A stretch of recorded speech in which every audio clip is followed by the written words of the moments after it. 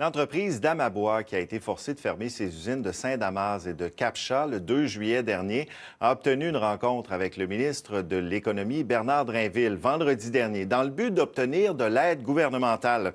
Une rencontre positive, mais qui n'a pas laissé de place à une réponse concrète, du moins pour le moment. Jérôme Boucher.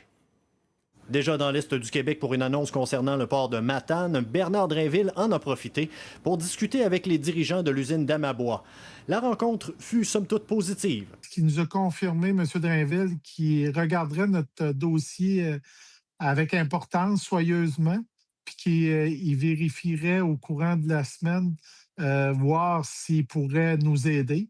Il ne s'est pas engagé à nous aider, mais il s'est engagé à regarder fortement notre dossier. On est très satisfaits parce que ce n'est pas un dossier qui est facile, là.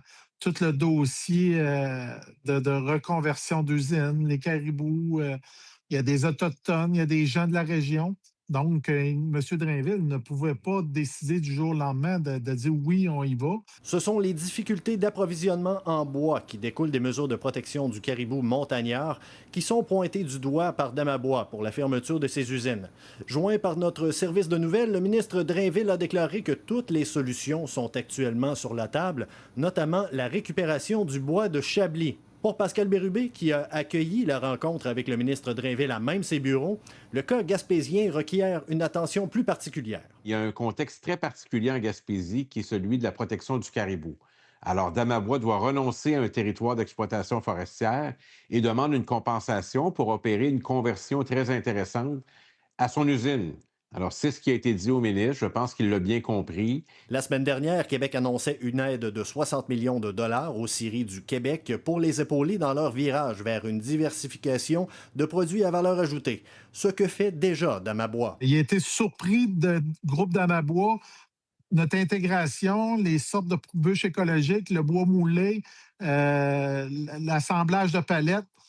On cause toutes les causes de ce qu'il faut faire le virement de notre industrie dans deuxième, troisième. Mais malheureusement, quand c'est le temps d'avoir de l'aide dû aux problèmes caribou ou autres affaires, on coche pas les causes. Une chose est certaine, Pascal Bérubé a déjà un échéancier en tête pour que soit réglé le dossier d'Amabois. Juillet, ce mois-ci. Il ne faut pas aller plus tard parce qu'après, on entre dans une dynamique électorale. Tarifs américains, régime forestier toujours absent, ainsi que mesures de protection du caribou montagnard, d'autant de sujets qui rendent l'avenir des scieries incertain. À l'aube de la campagne électorale, il sera intéressant de constater quelles seront les mesures proposées par les partis politiques pour empêcher une autre impasse comme celle que vit actuellement Damabois. Jérôme Boucher, TVA Nouvelles, Rimouski.